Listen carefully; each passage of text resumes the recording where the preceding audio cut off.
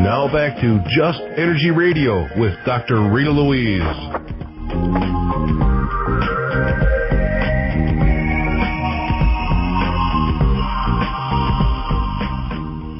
Hello and welcome back to Just Energy Radio. I'm Dr. Rita Louise, and we're here talking with Giorgio Tsoukalos, publisher of Legendary Times. As I said, the website is legendarytimes.com, but as I said before the break, it's time now. I just love that music. For this week's Mind Yoga question. This week we're playing for a copy of Marie Jones and Larry Flaxman's new book, The Deja Vu Enigma. So here's this week's question. How many signs did the Hopi tell, so this would be the Hopi Indians, of what would indicate the end of the fourth world and the emergence into the fifth? So how many prophecies did the Hopi give that would indicate the end of the fourth world and the emergence into the fifth? So if you know the answer, if you think you know the answer, if you kind of think you know the answer, if you maybe think you don't know, if you're listening to the show in the archives, send an email to justenergyradio@yahoo.com. That's justenergyradio@yahoo.com. The first person to send in the correct answer wins a copy of the Deja Vu Enigma. Okay, let me get Giorgio back on because we're running out of time. Giorgio, we're running out of time. Well, we'll be fine. Otherwise, we'll do it again at some time. Well, that would be very cool to me because you're a great guest. Okay. Thank you. You're a great interviewer too. That's what it always takes. Like, it always takes two to tango, you know.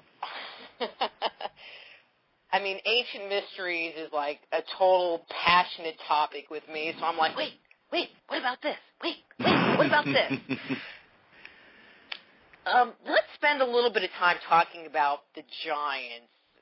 Zachariah, and I'm going to say his last name right, Sitchin, not Stitchin, which I keep being told is not the right pronunciation, has a new book out about the giants that walk the earth. Sometimes they're referred to as the Nephilim. Is there any evidence?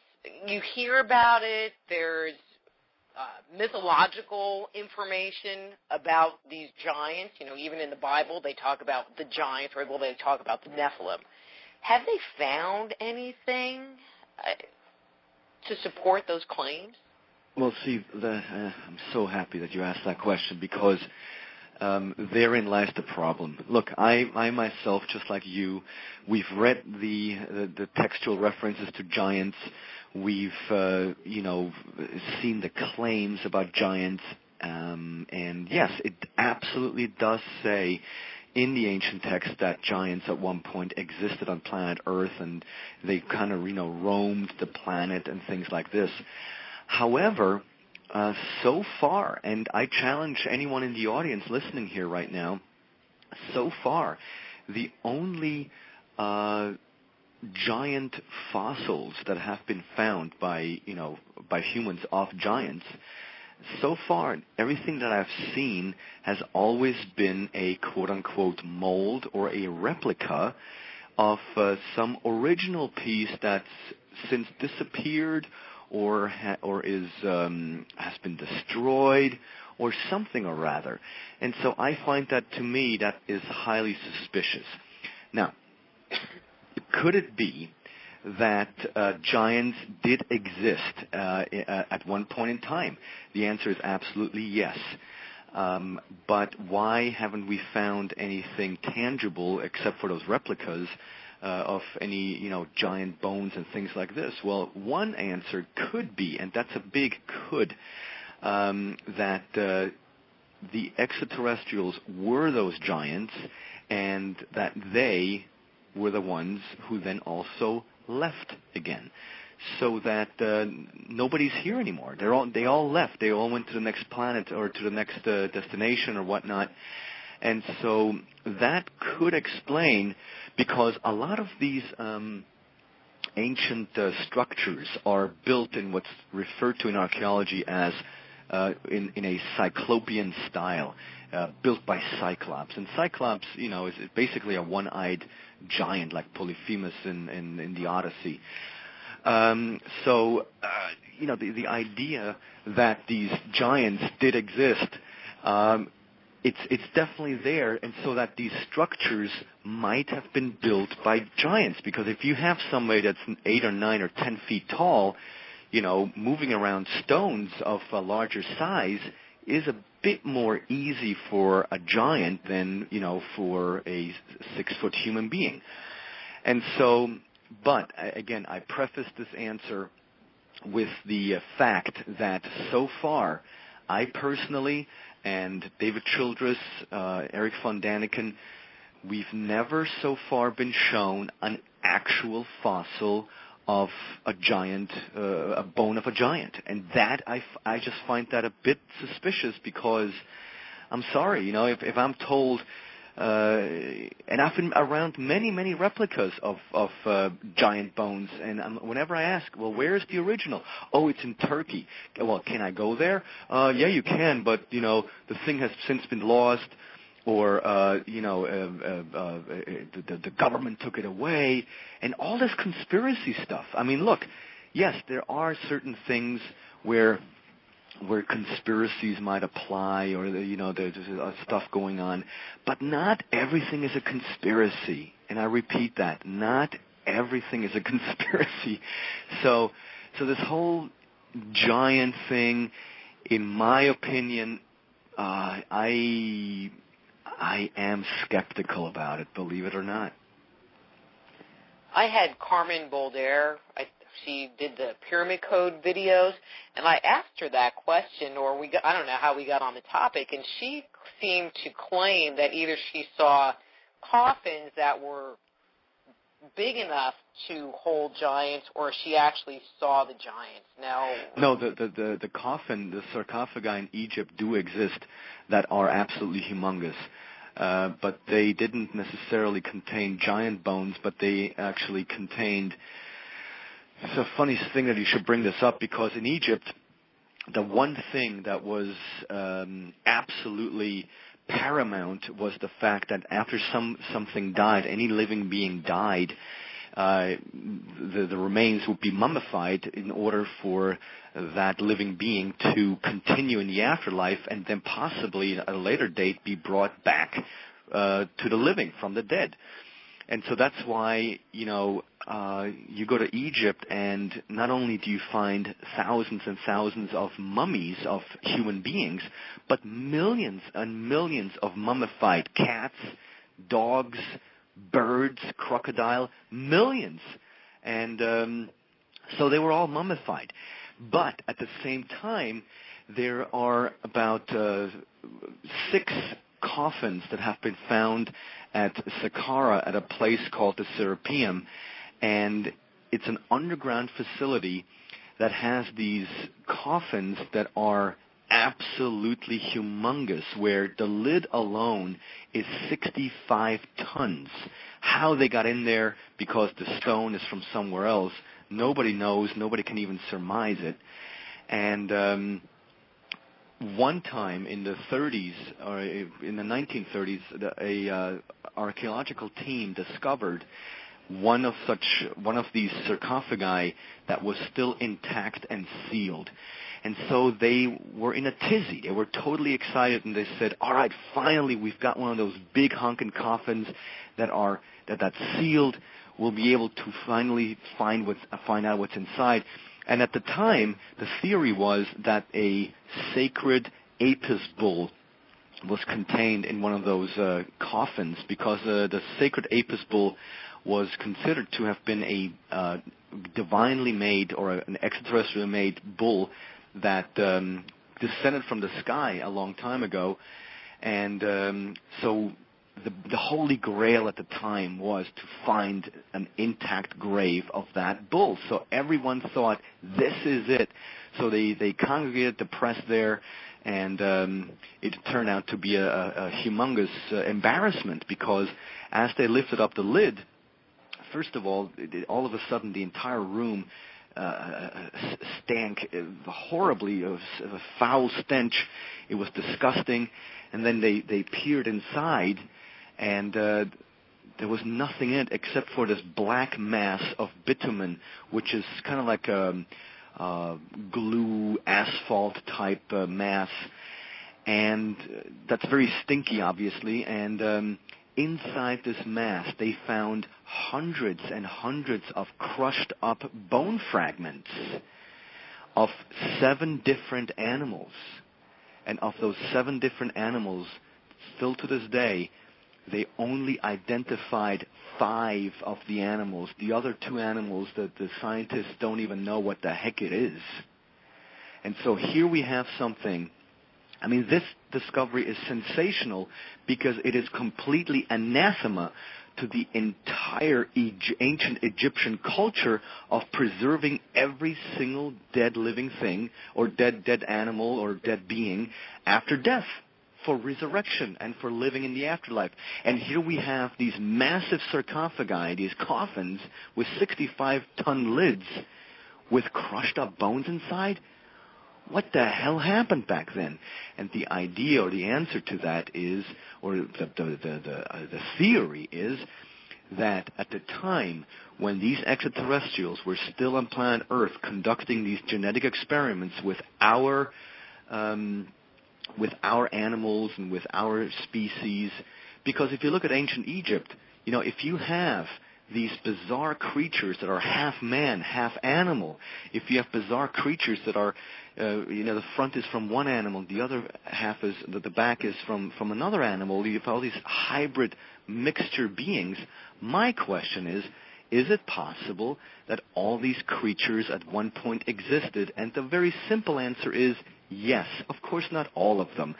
But they were left alone by the human population because they were creations of the gods. And so what happened is that the priests, the initiates, they waited until those creatures died out, and because maybe these creatures, these monsters, wreaked such havoc on the mainstream population that the moment that they died, the priests and initiates did everything in their power to cut up those bodies, to put them into a mass of bitumen, to put a and pour it into a massive sarcophagus, and then put a gigantic 65-ton lid on there. You know for what? So that these creatures would never ever have the opportunity to come back and terrorize the local population. That to me is the only conclusion that I can draw, because what we have there it flies exactly opposite in the complete belief system of ancient Egypt. And I challenge anyone to give me an alternative viewpoint on this. But that actually kind of fits in with some Egyptian mythology where monsters were created to get rid of people. Absolutely. And wreak havoc on mankind. It is so refreshing to talk to an educated person. You have no idea. Been doing my homework there, Giorgio. No, you went above and beyond. So, yeah, and therefore, I mean, it's just a fascinating story because, like you know, the deeper you dig, the less it all makes sense, actually. Well, it does, but it doesn't. But it just makes your head spin around more and more, and then you go, wait, what about this? Wait, what about this? Right, like my exactly. newest little, wait, what about this one is, you might laugh, so the Egyptian kings are always depicted with the little beard thing.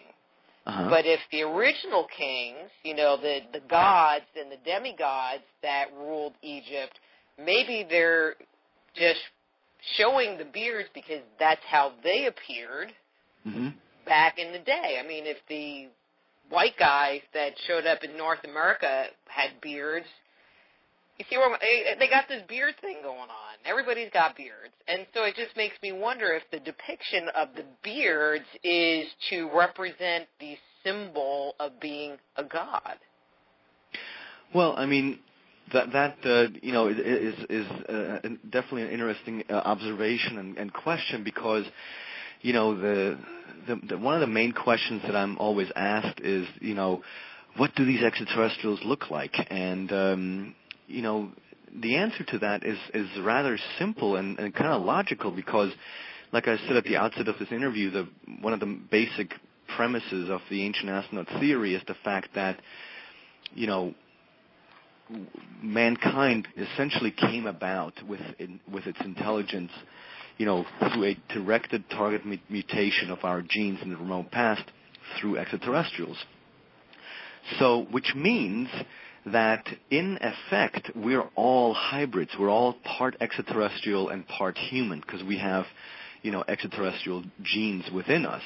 So we're all, hybrids or, creatures, half human, half extraterrestrial. So the question that we should ask, because a lot of scientists, astrobiologists, believe it or not, suggest that if extraterrestrial life exists and that if that life happens to be intelligent, then there is no way in hell that life is even remotely similar to us.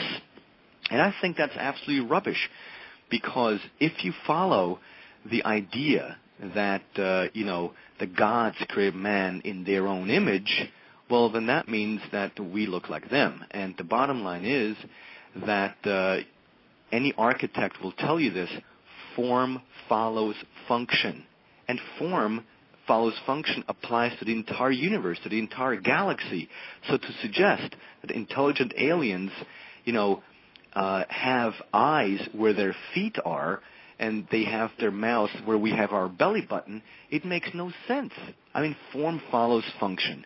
And the real question we should ask after having considered all these ancient texts is not, what do the extraterrestrials look like? But the real question should be, do we look like the extraterrestrials? And I'm bold enough to say that, yes, we do, because we are their offspring.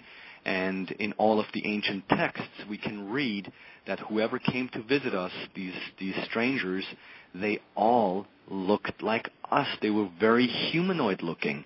And the answer is, or the conclusion is, well, obviously they were humanoid looking because we're their offspring. So any other argument that, extraterrestrials are these, big blobs of jello, it's in my opinion, complete nonsense.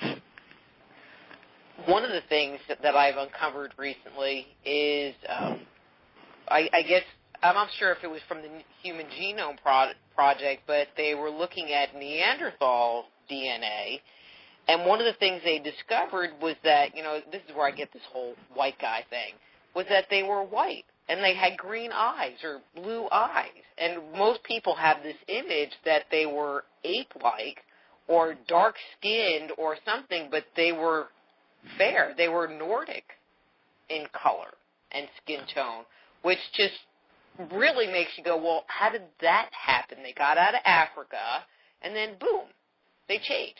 How did that happen? Well, I mean, I think it's fascinating that, modern-day geneticists now have figured out that in order to clone a human being, you only need about 4 to 5% of our complete genetic makeup. And so what they've done is they now consider or label that the other 95% that's within our DNA is nothing else but complete garbage. They actually refer to it as junk DNA. And my opinion on that is not so fast, guys, not so fast, because DNA is the most powerful data storage device known to man. On our DNA, we could contain more information than any supercomputer today in the world. And so just because 95% or you only need 5% to recreate a human being, to clone a human being, doesn't mean that the other 95% are useless.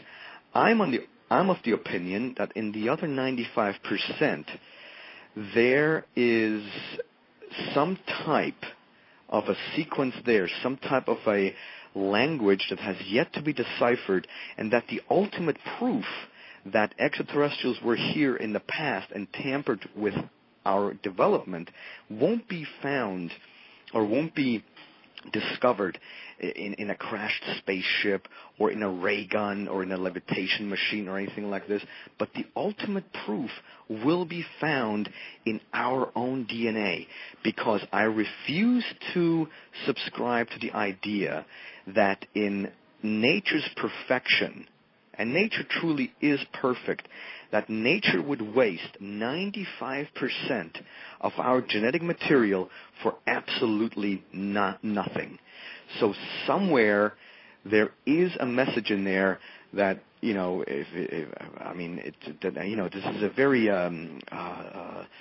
interesting thought, but to suggest that 95% is just a superficial and it means absolutely nothing and it's useless, that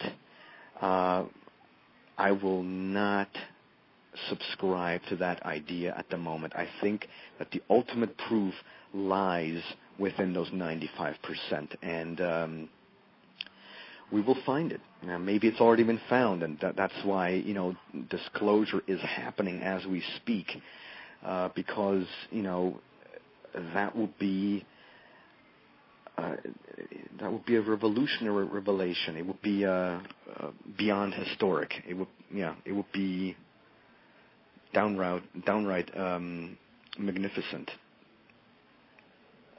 Science is just bringing up more and more stuff. It's interesting because the more they bring up, the more questions you end up asking, and the more beliefs that there were are being thrown away with a new set of beliefs, which make you ask more questions. Absolutely. So it's just this kind of ongoing cycle and process. No, what's really funny is that the moment a new fossil of a human ancestor is found, have you ever noticed how everything has to be revised and we have to go back deeper and deeper into time? It's never anything younger. It's always something that's older and older and older, and it's like, okay, here we go again. We got to revise the whole thing by 2 million years. And so it's just funny. But again, whenever those fossils are found, there is no precedent. There is no, there is precedent, obviously, but there is no in-between stage between whatever is the precedent and then this new fossil find. It's just that these fossils or these different species, they all just popped up. And according to the Ancient Astronaut Theory, a type of hybridization program, a type of experiment has been going on planet Earth for at least 150,000 years. And yes, I know, once again, this sounds crazy. It sounds kooky. It sounds nuts. But I was going to say older than that. Oh, but then again, you know, I'm trying to be You're conservative. being conservative, yeah. Yes, okay. yes, and you know, I mean, believe it or not, Doc, I am a skeptic, you know, because not everything has to do with ancient aliens. Not everything has to do with UFOs and this type of stuff. So, you know, I try to approach this stuff from a, you know, common man perspective where, you know, even someone who has never heard about this or who is skeptical would have to say, okay, well, with these arguments, their side actually makes more sense than the side I subscribe to for a very long time. So, and I think that's the way to approach this, because this entire field is already so speculative. Let's only talk about 150,000 years instead of, you know, like my colleague Michael Cremo says, you know, that it goes as far back as 20 million years. And mind you, again, he's my colleague, and he has brought forth amazing evidence, and I'm glad that he's back on board with Ancient Aliens Season 2. But the 2 or 20 million years ago idea, while it might be perfectly true, the moment you say numbers like that, you completely alienate a large portion of the audience. But if you say 150,000 years or 10,000 years, that's still sort of within the realm of the acceptable. But 20 million years ago, and again, there are certain pieces of evidence that he has put forward. Like, for example, there's this fossilized hammer that has been found in Texas, where, you know, that hammer allegedly is 140 million years old, and I've seen that hammer. I've seen it on, you know, at the museum, And the iron core, the iron ore that was used there, that's sitting on top of the wooden handle, is so pure that we today could not recreate that hammerhead. So the evidence is crystal clear. Something happened in our past. What it was, no one knows for sure, but personally, I suggest that it had something to do with flesh and blood extraterrestrials that later were misinterpreted as being divine and gods and magical, which they never were in the first place. And I think it's great with people like you putting out information like this and the series Ancient Aliens, which is going to premiere the new series. October 28th on the History Channel on Thursday night. Yes, I'm very excited about this. And having access to the Internet, I mean, because if you rely on mainstream media for your information, you're never going to get it, and you're going to stay in that little box forever. Right, and I would like to conclude, because we only have a couple of minutes left here, but I would like to conclude with one single thought, and that is, imagine 1,000 years from now, we'll finally be able to explore deep space, and let's assume we arrive on a planet that hosts, a type of intelligent life, but that intelligent life, from a technological perspective, is still primitive. What will we do? Will we just stand back and watch, or will we actually give them a few pointers? Yes, we'll step back, watch, but then we'll help them. And in their future, 1,000 years down the line, we, human beings, will have become their ancient astronauts. We'll be their god. I can do that. I'm a god. Exactly. I'm a god. Giorgio, thank you so much for spending this time with me. Always a pleasure. You'll be back. And I'll talk to you again soon. You got it, Dr. Rita. Thank you very much. Oh, you're welcome. Bye-bye. Don't miss that Ancient Alien show. What do we say? October 10th. That'll be great. Next week, another excellent show. I have Graham Hancock talking about entangled in time and space. And in the second hour, Brad Steiger. We're just going to talk about all kinds of stuff. Ghosts, extraterrestrials, and paranormal and ancient mystery. So, I'm Dr. Rita Louise. This is Just Energy Radio. If you enjoyed the show, please do mark that as favorite. Until next week. Join host Dr. Rita Louise each week at this time for Just